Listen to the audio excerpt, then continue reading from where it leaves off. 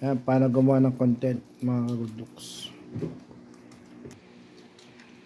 So ganyan po paano gumawa ng content.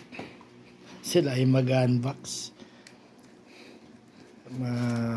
Mga mahal nating anak, sila po ay nag-unboxing. Ayan, yan yung ating ipopost sa ating YouTube channel. Napakaliwanag ng cellphone niya, napakaganda.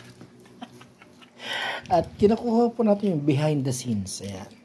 At meron po tayo ditong watcher. Ayan o, behind the scene. Ayan. Ano ba yung ina-unbox sila? Tingnan natin. Dito nga pala tayo. Kasi behind the scene nga tayo eh. So ayan po, nakikita nyo naman yung ina-unbox. Napakaganda po ng kamay, pang mayaman. Tingnan na rin natin dito.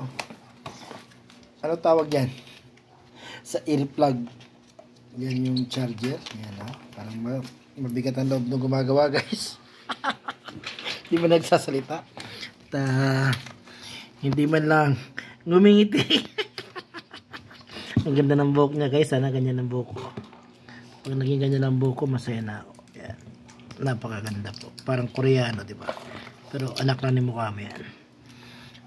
Ayan na yung tinatawag nating wave beam.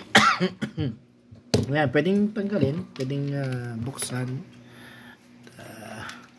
Yan po yung pinaka-charger niya, yung pinaka-case niya. Yan ang pinaka-charger niya. So unboxing po tayo. Ayan tinanggal na yung mahiwagang sticker guys. Yan. So ito lang ang laman nun. Kung magkano yan, i-google nyo na lang po. So, wow. Ganda. Ganda, di ba? Oh, ang ganda. Ang ganda ng anak ko. Yun lang. Bye-bye, mama. Chup-chup.